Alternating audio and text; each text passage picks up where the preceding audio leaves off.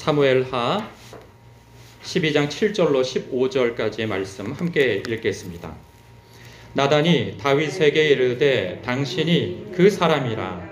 이스라엘의 하나님 여호와께서 이와 같이 이르시기를 내가 너를 이스라엘 왕으로 기름 붓기 위하여 너를 사울의 손에서 구원하고 내 주인의 집을 내게 주고 내 주인의 아내들을 내 품에 두고 이스라엘과 유다 족속을 내게 맡겼으니 만일 그것이 부족하였을 것 같으면 내가 내게 이것저것을 더 주었으리라. 그러한데 어찌하여 내가 여호와의 말씀을 업신여기고 나 보기에 악을 행하였느냐. 내가 칼로 햇사람 우리아를 치되 암몬 자손의 칼로 죽이고 그의 아내를 빼앗아 내 아내로 삼았도다. 이제 내가 나를 업신여기고 햇사람 우리아의 아내를 빼앗아 내 아내로 삼았은즉 칼이 내 집에서 영원토록 떠나지 아니하리라 하셨고 여호와께서 또 이와 같이 이르시기를 보라 내가 너와 내 집에 재앙을 일으키고 내가 내 눈앞에서 내 아내를 빼앗아 내 이웃들에게 주리니 그 사람들이 내 아내들과 더불어 백주에 동침하리라. 너는 은밀히 행하였으나 나는 온 이스라엘 앞에서 백주에 이 일을 행하리라 하셨나이다 하니 다윗이 나단에게 이르되 내가 여호와께 죄를 범하였노라 하매 나단이 다윗에게 말하되 여호와께서도 당신의 죄를 사하셨나니 당신이 죽지 아니하려니와 이 일로 말미암아 여호와의 원수가 크게 비방할 거리를 얻게 하였으니 당신이 낳은 아이가 반드시 죽으리라 했다 하고 나단이 자기 집으로 돌아가니라. 아멘. 분위기가 심상치 않죠. 이 말씀을 읽으면서 이 좋은 상황은 아닌 것 같다는 게 느껴지시죠. 다윗에 대한 이야기입니다. 이 다윗은요 지금 하나님께 크게 책망을 받고 있는 상황이에요. 다윗이라고 하는 사람은 훗날에도 하나님께서 그를 칭하시기를 그는 내 마음에 합한 자다라고 그렇게 칭해 주세요. 다윗이라고 하는 사람은 성경을 읽지 않아도 이 사회적으로 기본 지식을 어떤 상식을 가지고 있는 분들은 다비드상이라고 해서 다윗 그리고 이스라엘의 초대 왕 그러니까 2대 왕이죠. 2대 왕이었고 그리고 그는 성경 속에서도 성경의 여러 곳에서 등장하고 그리고 주인공으로도 등장하는 사람입니다. 시편으로도 150편 가운데 다수의 시편을 쓴 사람이죠. 그리고 다윗과 골리앗 이것은 뭐 세상 사람들도 다 아는 아주 굉장한 일이죠. 그는 하나님 앞에 굉장히 신실한 사람이었고 그리고 하나님 앞에 정말 마음에 합한 사람인 것은 시편을 읽어보면 우리가 더 짐작할 수가 있어요. 정말 하나님을 의지한 사람이었고 고난 가운데에서도 하나님을 어찌하든지 붙들어서 하나님 옷자락 붙들고 일어선 사람 그 사람이 바로 이 다윗입니다. 근데 이 다윗에게 있어서 큰 흠결이 있어요. 그래서 하나님께서도 그는 내 마음에 합한 사람이나 밧세바 사건으로 인하여서 그러니까 우리아의 아내 밧세바 사건 외에는 그는 나의 마음에 합한 자라 이렇게 말씀하신단 말이죠.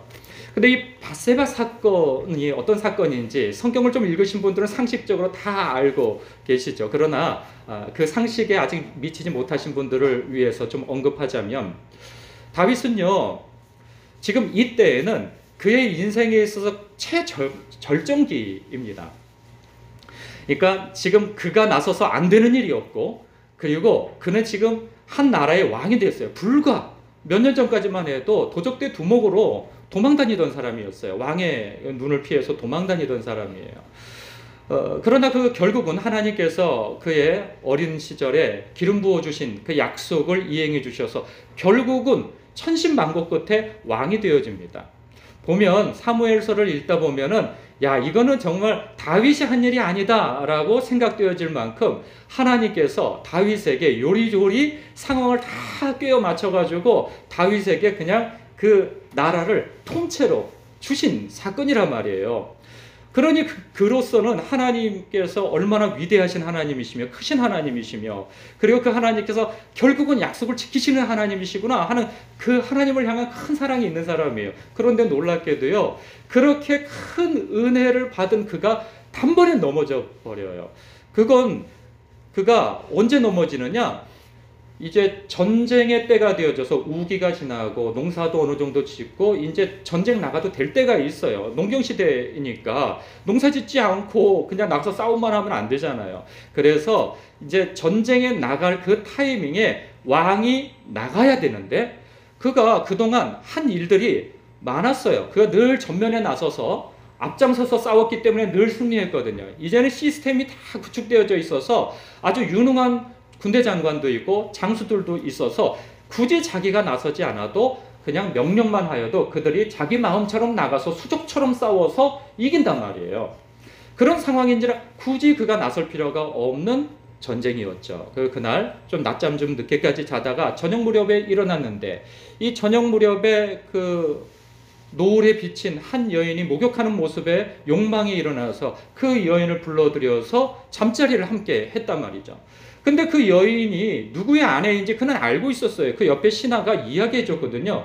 우리아의 아내, 그리고 누구의 딸, 뭐 이러면서 누군지를 소상하게 말씀을 드렸단 말이죠. 그 옆에 있는 신하가. 그럼에도 불구하고 불러오라 해서 그날 잠자리를 같이 해버린 거예요. 근데 덜커덕 임신을 해버린 거죠.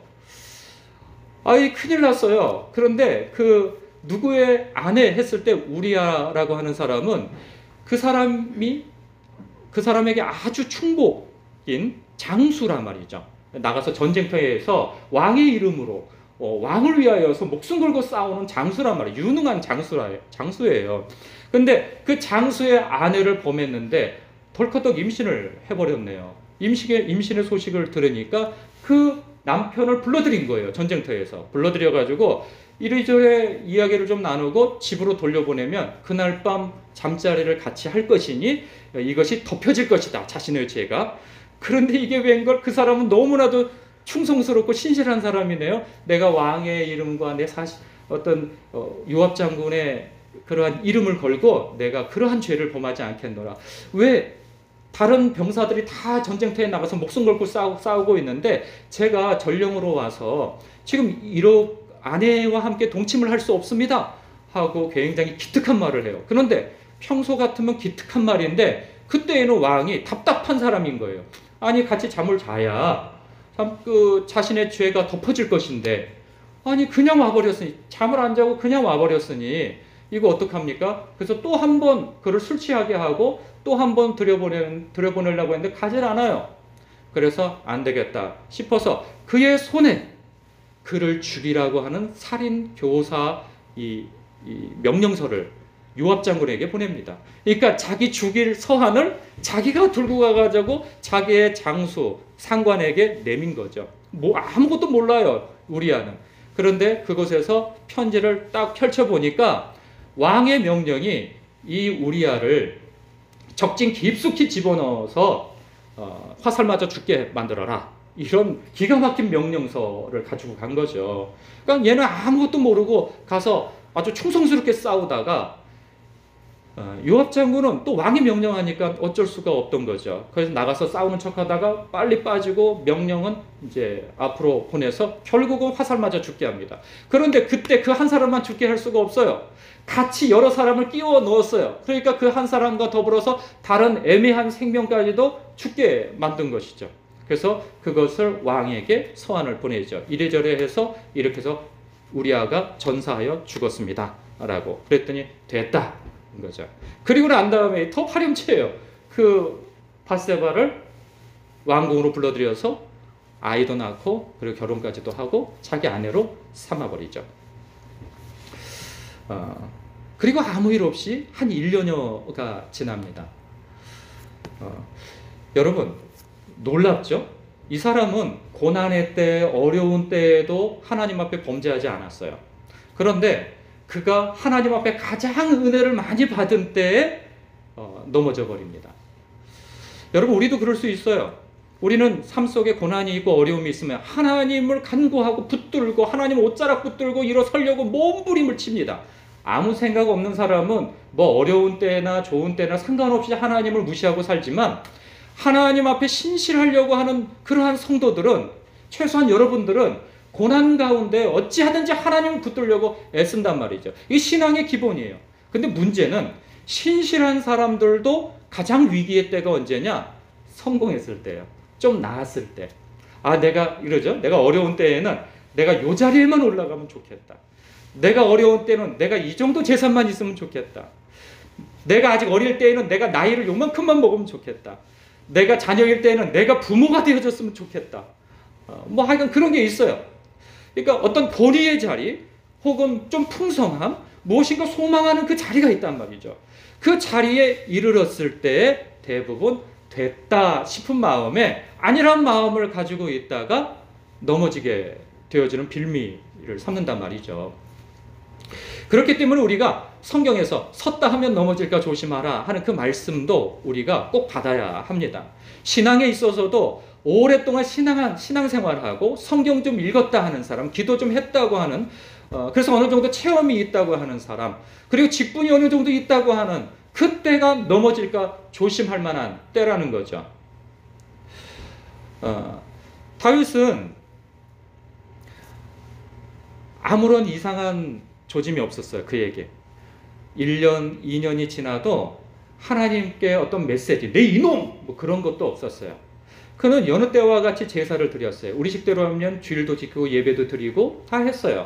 그리고 그는 여느 때와 같이 전쟁터에 나가서 승리를 했어요. 하는 일마다 잘 돼요.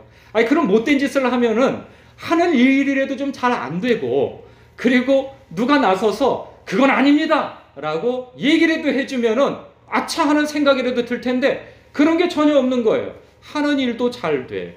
그리고 늘 자신이 어떤 성과를 내. 그러니 누가 뭐라 할 사람이 없는 거죠. 그렇지 않겠어요? 왕이 성과를 잘 내요. 그 당시에는 어떤 일이 잘 되면 하나님께서 복을 주시기 때문에 잘 된다고 생각을 하잖아요. 그러니까 내 일이 잘 되니까 승승장구하고 어떤 성과를 내고 그러니까 야, 하나님께서 복을 주셔서 이렇게 되는구나 라고 생각하죠. 신하들도 그렇게 생각할지 모르겠어요. 그리고 그가 왕이잖아요. 누가 나서서 말을 합니까? 왕이시여, 그 일은 죄입니다, 잘못됐습니다 라고 누가 나서서 얘기를 합니까? 그리고 또 시간이 어느 정도 지나가 버렸어요.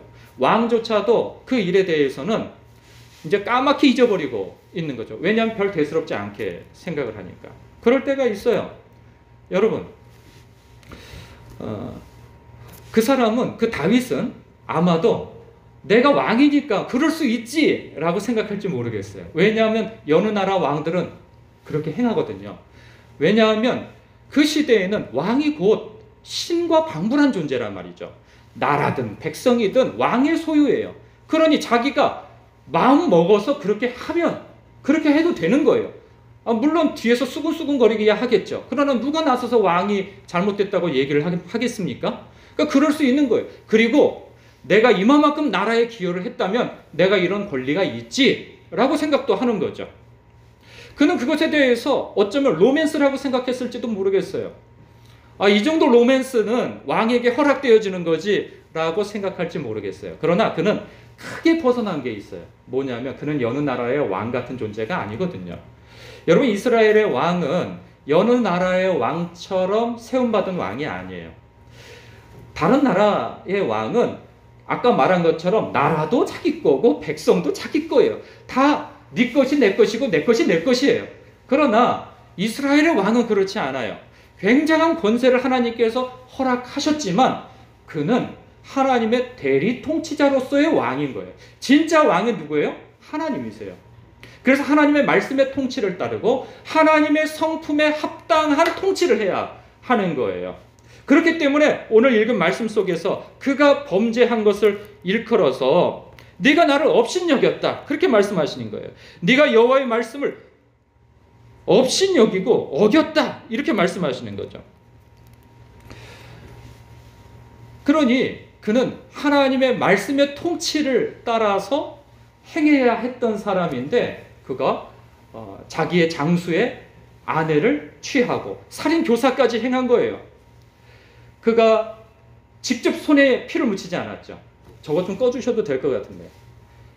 직접 피를 묻히지 않았죠. 그러니까 요압 장군의 손에 피를 묻혀서, 피를 요압 장군도 묻힌 게 아니에요. 결국은 적군의 손에 죽게 만들었잖아요. 그러니 전쟁터에서 죽은 거지 이렇게 스스로 생각을 해버린 거죠. 그러나 은밀히 보시는 하나님께서는 그 모든 동기와 과정을 다 알고 계신 거죠. 그래서 하나님께서는 너는 은밀히 행하였어도 말씀하시잖아요. 내가 은밀히 행하였지만 나는 알고 있다. 그 말씀을 하고 계시는 거예요. 여러분, 하나님은 은밀한 곳에서도 다 보고 계세요. 우리가 언제 그것을 잃어버리냐면, 또 잊어버리냐면, 내 욕망이 불타오를 때, 내 욕망이라고 하는 것이 내 지성까지, 의지까지도 압도를 해버릴 때, 그리고 내 욕심이 하나님의 뜻보다 앞선 감정을 가질 때, 이때 하나님께서 지금 예배 때 하나님이 살아계신다는 거 여러분 알고 예배를 드리잖아요. 그렇죠? 그런데 이상하게 그 욕심과 욕망과 어떤 욕구가 폭발할 때에는 하나님이 그 곁에 계신다라고 생각을 못하는 거죠. 그래서 은밀히 그 죄를 저질러요. 여러분, 우리가 이렇게 살인교사까지 하지는 않아도 그의 버금가는 그러한 일들을 행할 수 있어요. 주로 우리는 무엇으로 하냐면 말로 하죠. 말로. 다윗도 말로 합니다. 서신으로 행한 거죠. 머리를 영악하게 써서 그가 서신으로 옮겨서 다른 사람에게 하여 다른 사람이 행동한 것을 통하여서 결국은 죽게 만드는. 여러분, 우리는 사람들과 엮여서 살게 되어 있어요. 그것이 회사이든지 이웃과의 관계이든지 뭐 사업을 하든 교회 공동체에서든. 여러분, 갈등이 생기면 우리는 자기 손에 피를 묻히기보다는 말이나 어떤 소문을 상대방한테 옮겨가지고 그 사람으로 하여금 마음을 격동시켜서 그 사람의 손에 피를 묻히게 하는 그러한 교활한 행동을 할 때가 많이 있어요. 그렇게 해서 결국은 상대로 하여금 실족해 하고 마음에 큰 상처를 입게 하고 그러죠. 자신은 몰라요. 왜냐하면 자신은 소문만 냈거든요. 자신의 손에 피를 묻힌 것도 아니에요. 직접 가서 뭐라고 얘기한 것도 아니에요. 그냥 저 사람이 저렇대. 저 사람이 이래 해가지고 저 사람 참 못 쓸 사람이야 하면서 선입견을 거기다 막 심어주죠. 거기다가 양념을 하나 더 뿌려죠. 그 사람이 너한테 이렇게 얘기를 했대 라고 하면 그 마음에 격동이 되어지는 거죠. 이 사람이 나보다 덜 차분한 사람이고 다혈질적인 사람이라고 한다면 폭발을 해가지고 가서 이 사람이 그냥 사단을 내는 거죠. 그래서 내 손에 피를 묻히지 않고 상대로 하여금 박살을 내서 하니 내가 그런 게 아니잖아. 그러니 괜찮아 라고 스스로 생각을 하는 거죠. 이런 것뿐만 아니라 우리는 우리의 위치에서 신앙의 위치, 그리고 또 어떤 사회적 위치, 그리고 관계적 위치에서 우위에 있다고 했을 때 이래도 괜찮아 라고 생각하면서 자기도 모르게 죄를 지을 수 있다는 거예요. 이전 같으면 그 위치에 올라가기 전에는 그 아래에 있을 때에는 그 위치를 바라보면서 어떻게 믿는 사람이 그럴 수 있어? 어떻게 사람이 그럴 수 있어? 그 대상이 아버지이든 어머니이든 혹은 목사님이든 직분자이든 혹은 사장님이든 뭐 원장님이든 내 직장 상사이든 이웃이든 할 것 없이 명확하게 그 잘잘못을 따지고 명확하게 그것에 대해서 시시비비를 가릴 수 있는 분별력이 있었던 사람인데 본인이 자기가 그 위치에 올라가 있으니 그 영향력 안에 있으니 이제 상황이 달라진 거예요. 그때는 그럴 수 있지가 되어져 버리는 거예요. 그래서 자신도 모르게 그것을 합리화시키는 거죠. 그럼 누가 얘기하겠습니까? 여러분 연세 정도 되어지고 사회적 지위가 되어지고 그리고 교회 안에서 여러분들의 연륜과 직분이 되어질 때 누가 여러분에게 이건 잘못됐습니다. 이렇게 하시면 안 됩니다. 라고 얘기해 줄 사람이 있습니까? 또 얘기한들 들으십니까?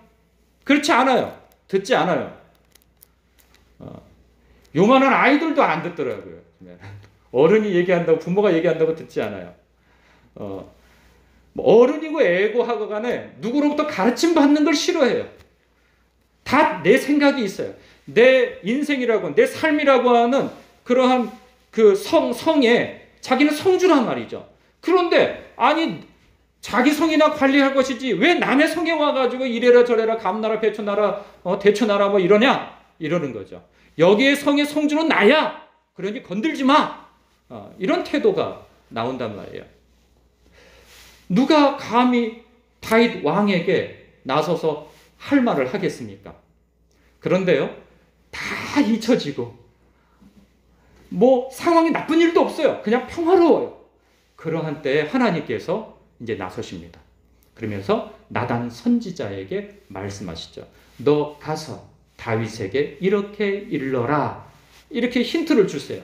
그 말씀을 고스란히 듣고 받고 그런데 다윗에게로 갑니다. 그래서 이렇게 대놓고 당신 잘못했어 이렇게 얘기하지 않아요. 살짝 우회해서 얘기하죠. 왕이시여,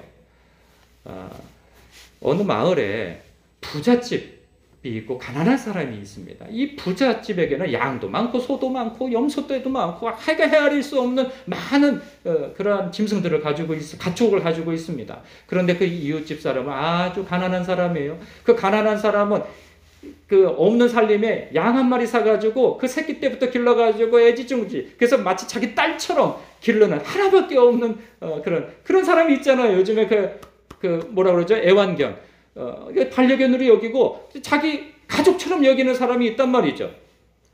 그런데 어느 날 이 부자에게 손님이 왔습니다. 근데 이 사람이 이스라엘의 그 분위기에서는 문화가 손님이 찾아오면 짐승을 잡아서 대접하는 것이 융숭하게 대접하는 것이 예의란 말이에요.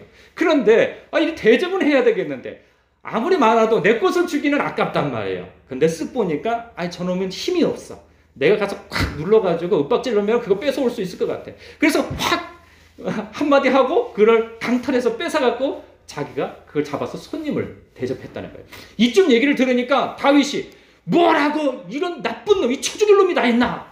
이런 놈은 사형에 처해야 된다고. 그래서 아주 흥분을 합니다. 그 놈은 사형에 처할 뿐만 아니라 그 놈이 저지른 일에 4배나 갚아야 된다고. 한 마리를 빼앗아 왔으면 4마리로 갚아야 된다. 그래서 굉장히 정의롭게 판결을 내립니다. 근데 그쯤에 나단 선지자가 그 사람이 바로 당신이요. 그 부자가 바로 당신이요. 라고 지적을 해요. 심히 당황을 하게 되죠. 여러분, 이 사람은 사리분별이 분명한 사람이에요. 분명하기도 하고 잘잘못을 잘 따질 수 있는 사람이에요. 그런데 문제는 뭐냐? 다른 사람에 대해서는 그렇게 시시비비와 잘잘못을 잘 가려요. 명확해요. 명석하단 말이죠.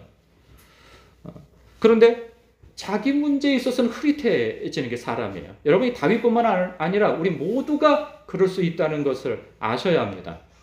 여러분, 우리는 다른 사람에 대해서는 그 잘못이 잘 보여요. 잘 보여요. 근데 문제는 뭐냐면 내 문제에 있어서는 관대하고 안 보여요. 내 문제가 있을 때에는 사람들의 태도는 그럴 수 있다고 생각을 하는 거예요. 그럴 수 있다. 왜? 나 정도의 위치에선 그럴 수 있지. 내가 이 정도 헌신했잖아. 이 정도 기여를 했잖아. 그러면 나 정도에서 이것도 못해? 이런 생각이 있단 말이에요. 여러분, 우리도 마찬가지예요. 나 정도 헌금을 하면 이 정도 내가 발언할 수 있지. 이 정도 행동할 수 있지. 내가 교회에서 이렇게 헌신하면 이 정도 위치에서 내가 담임 목사 정도 되면 내가 이 정도 권한이 있는 거 아니야? 내가 회사에서 이 정도 기여하고 성과를 냈으면 내가 이 정도 해도 되는 거 아니야? 직장에서 내가 이 정도 기여를 했으면 내가 이 정도는 해도 되는 거 아니야? 내가 가정에서 이만큼 헌신하고 이 정도 내가 섬겼으면 내가 이 정도 권위를 좀 내비쳐도 되는 거 아니야? 이런 게 있단 말이에요. 과거에는 을의 위치에 있을 때에는 그러면 안 된다고 생각하던 것이 자기가 어떤 위치와 그리고 어떤 성과와 그리고 어떤 자기가 기대하던 위치에 올라가면 사람의 마음이 이렇게 달라진단 말이에요. 그런데 놀랍게도요, 그게 바로 당신이요 라고 얘기했을 때 그 다음에가 중요한 거예요. 그 사람의 태도. 다윗이 될 수 있었던 이유, 그것이 무엇입니까?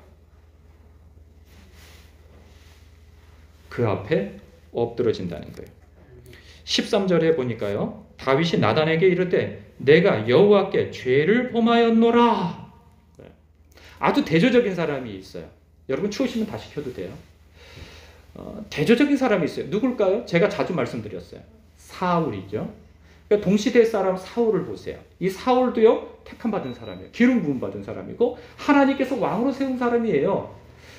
그는 이스라엘 백성이에요. 베냐민 지파 사람이란 말이죠. 그러니 그는 우리식대로 표현하면 모태신앙자이고, 그리고 하나님께서 택함 받아가지고 왕이 된 사람이에요. 그렇기 때문에 이 사람은 하나님 앞에 버림받을 일이 없는데, 이 사람은 버림받고 다윗은 하나님께서 다시 회복시키세요. 용서하고. 그 차이가 뭡니까? 사울도요, 그러니까 다윗도 그렇고 사울도 그렇고 죄는 뭐 비등비등합니다. 어찌 보면은 좀 더 파렴치한 죄는 다윗이 더 크게 지은 거예요. 사울은 그렇게까지 파렴치한 죄를 짓지는 않았어요. 그는 전쟁에 나가서 그냥 상황이 너무나도 급박한 상황이니까 빨리 하나님 앞에 제사를 드리고 전투를 임해야 되는데, 아니 이게 사무엘은 왜 이렇게 안 오는 거야? 그러다가 사무엘이 늦게 나타나니까 자기가 제사를 지내버렸어요. 그것이 하나님 앞에 큰 죄라 여김 받은 거죠. 그리고 하나님께서 과거 출애굽 때 아말렉이 이스라엘 백성을 괴롭혔거든요. 그래서 사울, 너는 가서 아말렉을 진멸하라. 생명이 붙은 것은 어떤 것도 남겨두지 말고 취하지 말고 전부 다 진멸하라 명령하셨거든요. 그런데 사무엘이 가서 보니까 승리는 했는데 왕도 살려두었죠. 그리고 이 병들고 좀 못난 그러한 짐승들은 싹 진멸을 했는데, 아주 실한 짐승들은 많이 남겨두었어요. 이게 무슨 짓입니까? 라고 사무엘이 하나님의 명령이 이렇게 하지 말라고 그랬는데요. 그랬더니 그가 어떻게 나옵니까? 앞에서도 그렇고 뒤에서도 그렇고 변명으로 일관합니다. 앞에서 부득이하게, 아니 사무엘 선지자가 빨리 오지 않아서 전쟁을 해야 되겠고, 우리의 아군들은 다 피해 도망가고 적들은 강성하고, 그래서 부득이하여 내가 제사를 대신했습니다. 그리고 백성들을 두려워하여서 내가 이런 것들을 남겨두었습니다. 왜냐하면 백성들이 나가서 목숨 걸고 싸웠는데 전리품을 줘야 되잖아요. 자기의 머릿속의 생각에. 그리고 어차피 나는 하나님 앞에 눈밖에 난 놈이니까 백성들이라도 잘 아우러가지고 내가 왕권이라도 단단하게 지켜야지, 이런 계산 속에서 하나님의 명령을 어겼단 말이에요. 그리고 하나님께서 기회를 주세요. 어찌하여 그랬느냐? 라고 했을 때 그가 아담과 똑같은 위치에 서 있는 거예요. 아담이 어찌하여 너는 거기 있느냐? 라고 했을 때 하나님이 어디 있는지 몰라서, 너 어디 있느냐? 위치를 몰라서 물으셨겠어요? 그가 하나님 앞에 용서를 구하고 자기의 죄를 인정하고 하나님 앞에 납작 엎드려서 용서를 구하기를 하나님께서는 바라셨을 거예요. 그러니까 기회를 2번이나 주시죠. 그런데 그는 그 기회를 발로 다 차버립니다. 다 차버리고 변명으로 일관을 해요. 변명으로 일관해서 결국은 하나님 앞에 버림받게 되어져요. 자존심이 있는 거죠. 그에게는 내가 그래도 왕인데 하는 그 자존심이 하나님 앞에 회개할 태도와 마음을 잃어버리게 만들어요. 다윗은 어떠합니까? 다윗이 되었던 것은 바로 그 태도가 달랐어요. 하나님께서 바로 그 사람이 당신이요, 이 얼마나 모멸적이고 그렇습니까? 그 왕만 있었겠어요? 그 자리에 다른 신하들도 여럿 있었을 거 아니겠어요? 그런데 나단 선지자가 바로 왕께서 그 사람입니다, 하나님이 그렇게 말씀하십니다 라고 얘기를 하는 거예요. 아니 제가 뭘 잘못했어요? 그런데 여러 사람이 있는 데서, 따로 혼자 있을 때 얘기하면 괜찮은데, 갑자기 다 알게끔 내 죄가 사람들 앞에서 그렇게 탁 언급이 되어졌을 때 누가 그거 받을 수 있습니까? 여러분이라면 받을 수 있습니까? 저도 자신이 없어요. 혹 제가 어떤 잘못을 저지르거든, 여러분 사람 많은 데서 그러지 마시고 그냥 따로 와서 혼자 말씀해 주세요. 그러면 제가 인정하고 제가 회개하고 바꾸겠습니다. 근데 사람 많은 데서 그러지 마세요. 그냥 이건 부탁이에요. 그런데 다윗은요, 그런 부분에 있어서는 저보다는 대인배였어요. 왜냐면 왕의 위치잖아요. 다른 하인들도 이미 알고는 있었어요. 그런데 다 없던 것처럼, 다 못 본 것처럼, 못 들은 것처럼 그렇게 행동을 했단 말이죠. 그런데 바로 당신이 그 사람입니다 라고 얘기하니 그 앞에서 납작 엎드려가지고 그가 회개를 합니다. 잘못했습니다. 라고.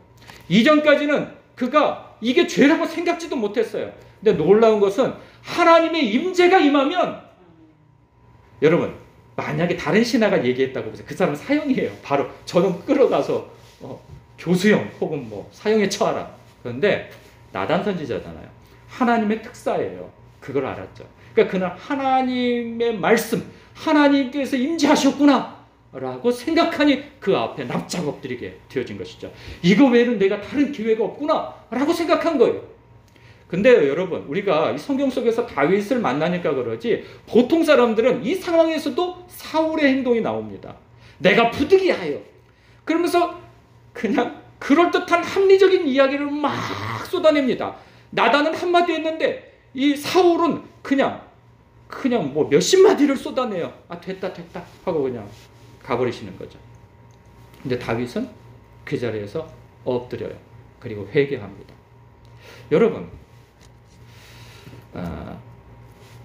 그런데 이게 이 말씀에서는 은혜가 되어지는데 우리의 삶 속에서는 이게 참 어려운 일이에요. 누가 여러분들을 대상으로 잘못했다, 이게 잘못된 것입니다, 바로 잡으셔야 합니다 라고 얘기해 줄 수 있습니까? 여러분, 제가 이거 몇 번 말씀드렸다시피 사람이요 40만 넘어가도 누구의 얘기를 안 듣는 나이예요. 불혹, 그냥 유혹이 없는 나이. 자기가 무엇인가 정하면 그대로 가는 나이가 그 나이란 말이에요. 그런데 여러분 최소한 40을 다 넘기셨잖아요. 40, 50, 60, 70. 예? 여러분들, 누가 여러분들의 위치에서, 사회적 위치와 연세와 지위와 이러한데 여러분의 신앙의 연륜과 직분과 그것을 무시하고 그거 잘못됐습니까? 라고 얘기해 줄 수 있느냐 말이에요. 근데 여러분 이걸 아셔야 돼요. 하나님께서는요 말씀하시는데 사람을 통해서도 말씀하신다는 거예요.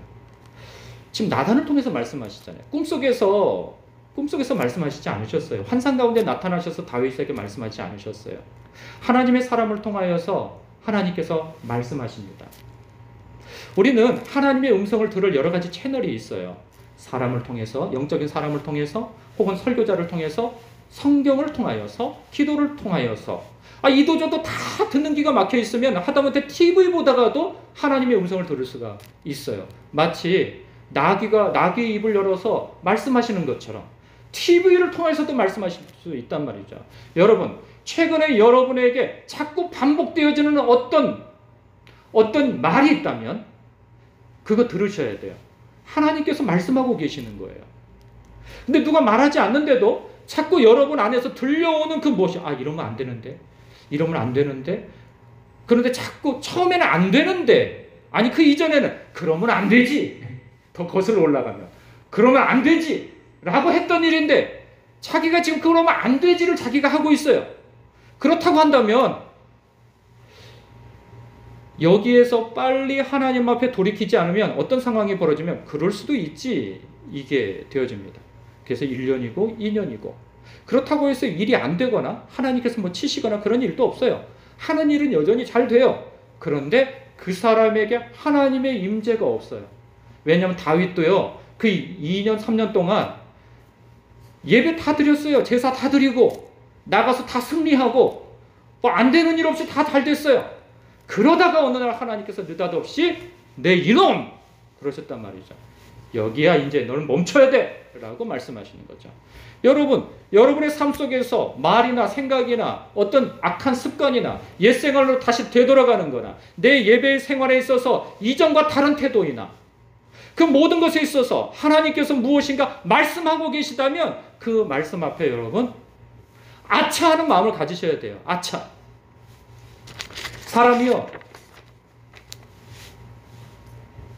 사람이 안 넘어질 수는 없어요. 여러분, 안 넘어질 수는 없어요. 영적인 승리는요 하나님께서 내가 거룩하니 너희도 거룩하라 이렇게 말씀하셨지만 여러분 그거 인정하셔야 됩니다.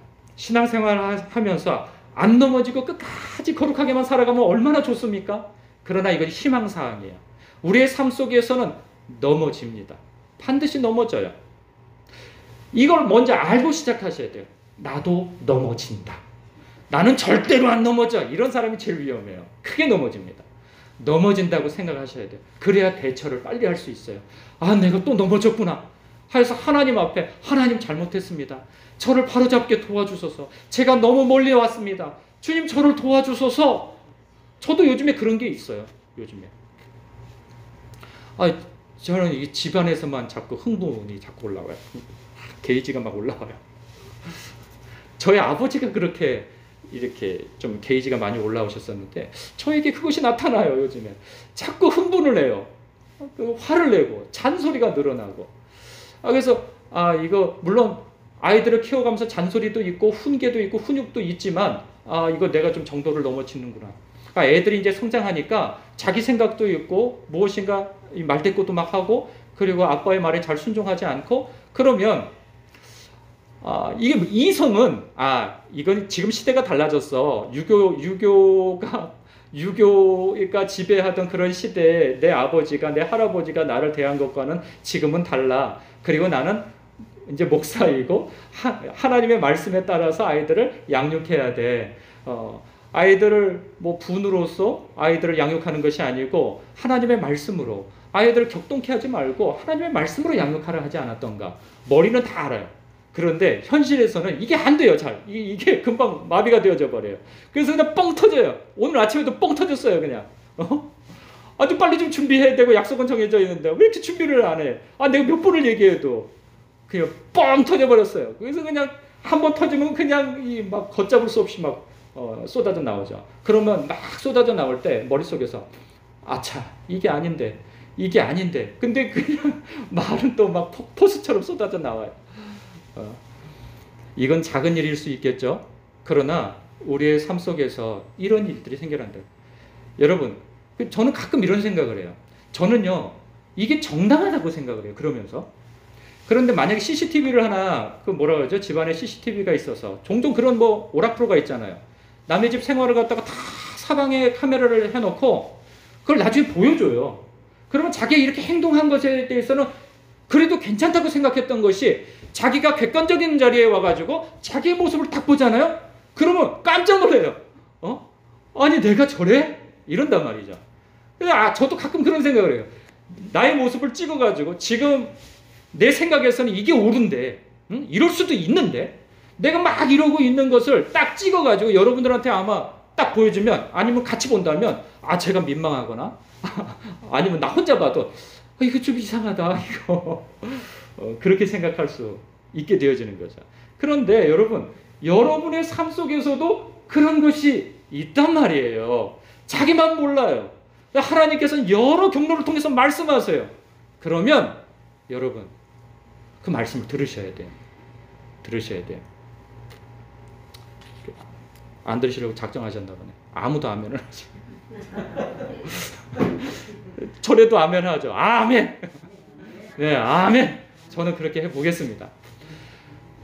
여러분 그게 살 길입니다. 이건 작은 예를 이야기한 것이지만 우리의 삶에 그러한 일들이 얼마나 많은지 몰라요. 여러분 그럴 때 자기도 모르게 자기는 그런 의도가 있는 것이 아닌데 사울의 자리에 가 있을 수 있어요. 사울의 자리에. 다윗의 자리에서 회복을 하셔야 합니다. 여러분의 영혼은 안녕하십니까? 여러분 이게요 여기에서 판가름이 나는 거예요. 사울은 거기에서 판가름 날 거라고 생각지도 못했어요. 그런데 거기서 판가름 나서 그의 영혼이 버림받아요. 그의 삶도 버림받고 하나님 앞에. 다윗은요 거기서 판가름 났을지 그는 알았나 봐요. 지혜로워요. 내가 여기에서 변명하고 하나님 눈밖에 나면 나도 사울처럼 버림받을 수 있어 라고 생각하는 마음이었는지 그 마음 조금과 하나님과의 오랜 친밀한 관계 속에서 하나님의 이름에 상처를 내고 하나님의 마음에 상처를 낸 것이 너무나도 죄송해가지고 아차 내가 죄를 지었구나 라고 하나님 앞에 엎드린 것일 수도 있단 말이죠. 저는 이 다윗의 마음을 여러분이 가졌으면 좋겠습니다. 그래서 빨리 돌이키실 수 있는 설령 돌이켰다가 또 넘어지는 한이 있더라도 7번씩 70번이라도 넘어지면 하나님 앞에 용서를 구하고 또 일어날 생각을 해야죠. 변명하지 말고 그렇게 해야 은혜를 체험하게 되어집니다.